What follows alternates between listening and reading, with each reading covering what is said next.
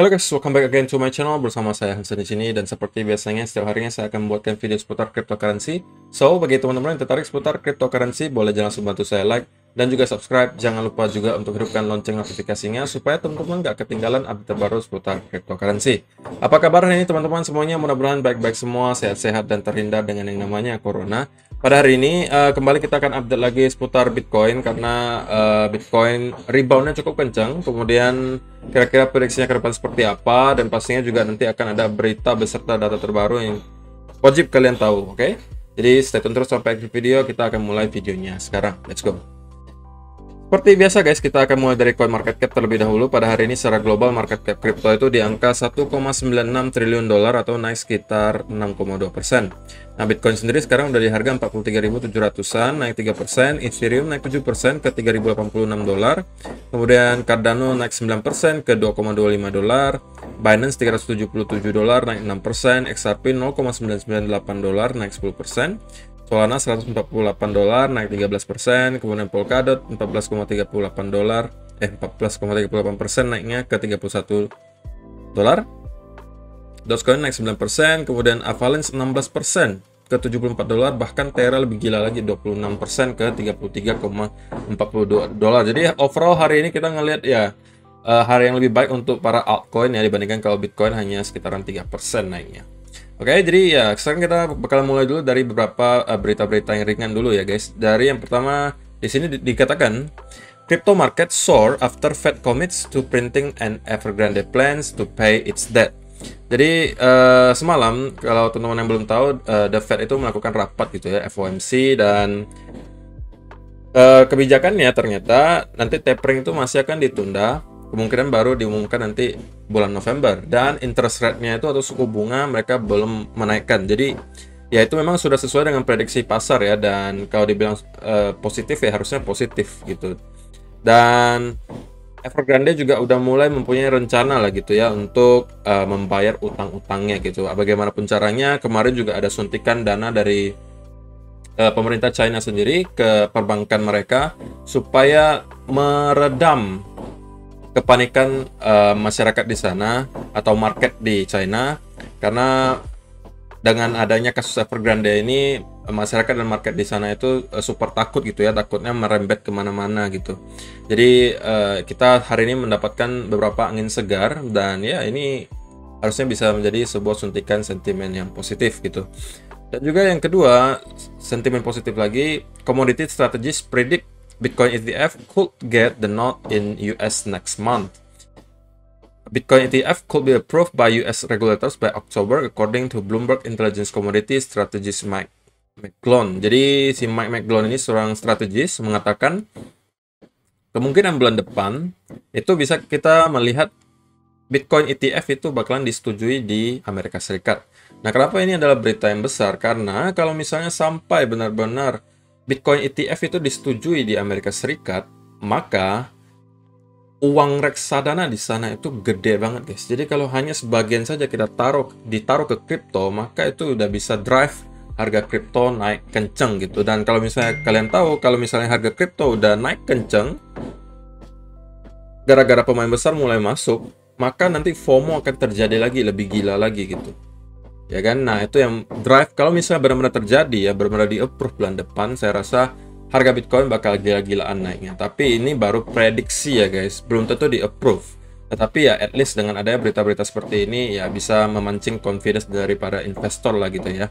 Jadi ya itu adalah dua berita yang ringan-ringan dulu. Dan kalau misalnya teman-teman pengen tahu, ada beberapa data hari ini juga yang cukup penting. Pertama, di sini kita bisa lihat soal data on-chain pastinya. Nah, ini kita update lagi soal illiquid supply atau supply yang tidak lagi liquid, supply yang sudah dibeli kemudian ditarik dari exchange dan di hold.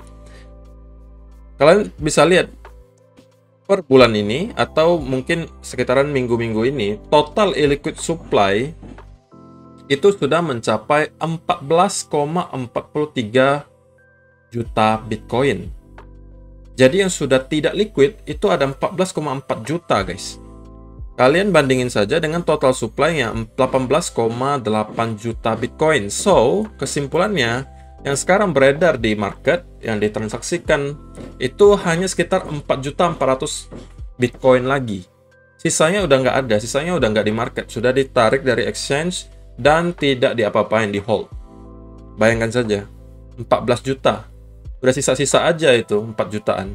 Ya kan? Kalau terus diakumulasi oleh para whale dan di hold, bisa-bisa nanti makin tergerus Bitcoinnya. Dan kalau misalnya itu terjadi, maka ya teman-teman tahu sendiri, kalau misalnya stoknya udah sedikit, nanti demand-nya banyak, ya sudah, harga akan naik, dan naik gitu ya. Jadi sekali lagi guys, ini data on-chain bukan untuk menilai short term movement ya. Jadi ini bukan untuk pergerakan jangka pendek, tapi ini untuk pergerakan mid sampai long term gitu. Jadi data on-chain ini jangan kalian pikir, wah kalau liquid supply-nya hari ini tinggi bakalan naik.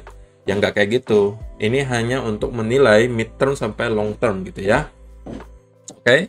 Kemudian si Will Clemente juga ada bilang, whales tend to buy when Bitcoin price is cheap and then distribute to retails as the market gains momentum. Whales have begun accumulating again since late July after selling since February. Jadi teman-teman bisa lihat, ini adalah ya istilahnya hal-hal yang dilakukan oleh para paus lah ya. Ketika harga lagi down ya, otomatis paus ini terus-terusan akumulasi gitu. Jadi ini adalah indikasi positif kan ya. Nah, ketika harga Bitcoin yang warna hitam ini mulai naik, ya kan, udah mulai mencapai all time high-nya di sini dan mulai naik terus-menerus. Biasanya yang akhir-akhir di sini ini guys, ini rata-rata di-drive oleh para retail atau istilahnya investor-investor awam lah, yang baru-baru masuk, yang FOMO ini udah mulai masuk di sini-sini.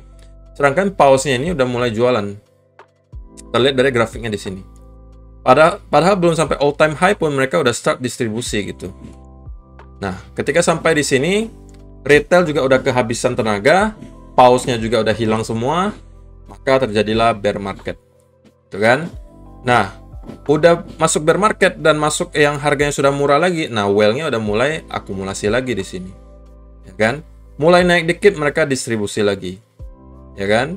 Kemudian terlihat di sini, teman-teman bisa lihat ketika harganya drop di bulan berapa di awal tahun 2020 itu, ketika terjadi crash yang disebabkan oleh pandemik, whale juga udah mulai akumulasi. Oke. Dan akhirnya teman-teman bisa lihat terjadi distribusi lagi ketika harga udah mencapai sekitar 60-an ribu kemarin. Whale udah mulai distribusi. Oke. Dan akhirnya kita melihat koreksi yang besar kemarin di bulan Mei. Dan sekarang whale kembali melakukan akumulasi. Nah, ini baru whale saja yang inisiasi ya guys. Ini baru whale saja.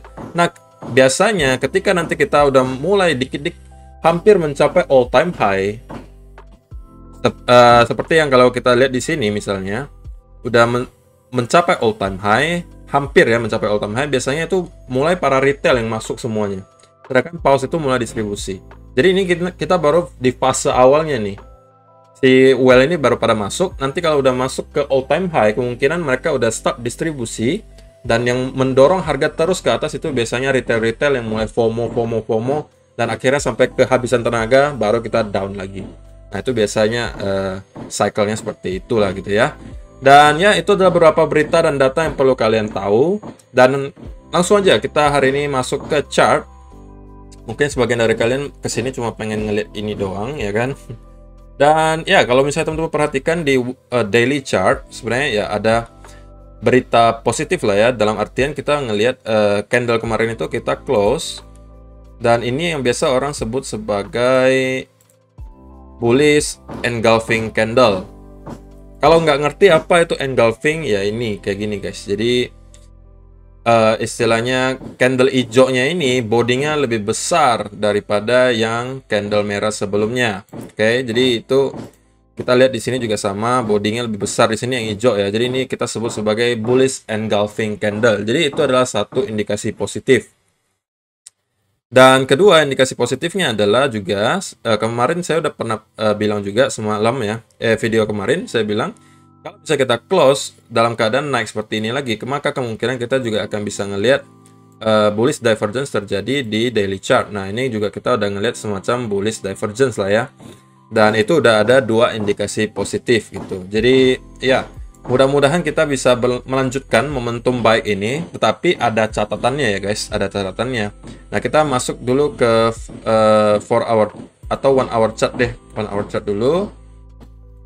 Nah, seperti yang udah saya sampaikan di video kemarin, ketika kita break dari trendline ini, maka kemungkinan kita akan start untuk merangkak naik ke sekitaran 44 sampai 45.000 areanya, dan sekarang sudah mulai terjadi gitu ya. Dan menurut saya yang pertama kali harus kita kalahkan di sini adalah area sekitar 44.000 memang. Dikalahkan itu dalam artian apa? Kita harus mampu break di atas, dan sekarang kita udah mulai break di atas sampai at least mungkin nyampe ke sekitar 45.000 di sini. Kemudian kita harus mampu konsolidasi seperti biasa. Mungkin teman-teman udah sering ngelihat saya bahas seperti ini, tapi memang inilah cara paling simple gitu ya. Nah, kita harus mampu break, kemudian mampu konsolidasi di atas. Dan kalau ini yang terjadi, maka kemungkinan besar kita akan kembali nyampe ke trendline di sini. Nah, ini adalah trendline penentu gitu guys. Penentu di mana kita, kalau misalnya kita mampu break dari, kalau kita misalnya mampu break dari di sini dan kita konsolidasi, maka probabilitas bahwa koreksi ini sudah selesai itu sudah lebih besar gitu ya. Sedangkan kita di sini kita masih menerka-nerka apakah ini benar-benar sudah bottomnya di sini, ataukah kita kemungkinan masih akan bisa membuat satu wave lagi ke bawah gitu. Nah, itu pertanyaannya mungkin bisa dijawab ketika nanti kita sudah nyampe ke sini. Kalau kita kembali terreject down lagi dari area di sini, maka kemungkinan kita bisa jadi akan membuat at least nyampenya lagi ke retest lagi ke sini, atau bahkan bisa membuat satu lagi low. Karena seperti yang teman-teman ketahui juga, mungkin udah ngelihat banyak banget analis-analis bilang bahwa area 38.000 dolar ini adalah area yang sangat penting gitu ya, dan bisa jadi kita masih bisa merangkak ke sana. Kenapa di area sana? Karena kalau kita tarik Fibonacci retracement di sini, oke, maka 0,618 atau golden pocketnya itu berada persis di angka sekitaran 38.000. Itu kalau kita tarik Fibonacci retracement dari sini. Dan juga kalau misalnya kita tarik Fibonacci extension dari sini, oke, nah, maka di sekitar area ini juga adalah confluence of Fibonacci. Jadi di sini kita juga ngelihat 1414 sama 1618-nya itu berada di sekitaran area 38.000. Jadi bukan tidak mungkin kita masih bisa merangkak untuk down lagi setelah kita maybe retest dulu trendnya di sini baru lagi down gitu ya. Tapi ini tidak harus terjadi ya guys, tapi ini ada skenario, ada kemungkinan ini bisa terjadi. Baru dari sini mungkin kita nanti bisa break. Oke, bisa break dari sini. Dan kita mungkin baru bisa start untuk kembali naik ke atas. Jadi simpelnya teman-teman jadikan patokan itu hanya trendline ini saja gitu ya. Nah, waspada juga ketika baru breakout, jangan langsung teman-teman buy gitu ya, karena ada kemungkinan untuk fake breakout itu sangat besar gitu ya. Jadi teman-teman harus tunggu ketika sudah breakout itu konsolidasi terlebih dahulu baru kita ikutan masuk. Cara teraman menurut saya adalah seperti itu. Dan ya, kalau misalnya teman-teman perhatikan, memang kita sekarang momentumnya cukup positif ke atas. Dan kita sekarang udah mampu break dari sekitaran area 44.000, dan kemungkinan next kita mungkin akan bisa ngerangka kalau misalnya kita valid breakout dari area resisten di sini yang merupakan area resisten yang sangat kuat di sini. Dan konsolidasi di atas, maka next target adalah kita akan merangkak kembali ke sekitaran trendline di sini di sekitar 45.500-an. Dan ini merupakan area yang cukup penting juga. Kenapa? Coba kita tarik Fibonacci retracement ya. Nah, itu nyampenya juga kurang lebih di area 0,5 Fibonacci di sini. Jadi makanya area trendline di sini pastinya akan sangat penting untuk kita lihat apakah kita mampu break dan close di atas pastinya. Konsolidasi, baru kita mungkin bisa mulai start lagi naik ke atas. Jadi kemungkinan itu selalu ada. Jadi penentuannya mungkin kita baru akan ketemu ketika kita udah nyampe lagi ke trendline ini. So far so good kalau misalnya teman-teman ngelihat di 15 minute chart. Semalam mungkin ada saya sampaikan juga ketika harga masih di sekitaran sini ya. Di sini saya bilang ya memang kita ada membuat semacam bullish divergence ya. Teman-teman bisa lihat bullish divergence dan akhirnya kita mampu break dari trendline ini, dan seperti yang udah saya sampaikan juga, kemungkinan kita akan nyampe lagi ke sekitar 44 sampai 45 ribu. Sekarang kita udah di 44-an ribu, dan kalau misalnya kita mampu stay di atas, maka next target itu di sekitar 46-an. Nah, dari situ baru kita bisa menilai kira-kira apakah kita akan kembali membuat satu lagi low, ataukah ini sudah cukup koreksinya dan kita akan melanjutkan kenaikan ke atas. Jadi itu aja guys, semoga bermanfaat video hari ini, dan ya semoga kalian mengerti. Saya rasa penjelasan saya udah cukup simpel gitu ya. Dan ya, kalau misalnya kalian suka dengan video ini, mohon dibantu like dan share-nya. Kita akan bertemu lagi pastinya di video yang berikutnya. Bye bye.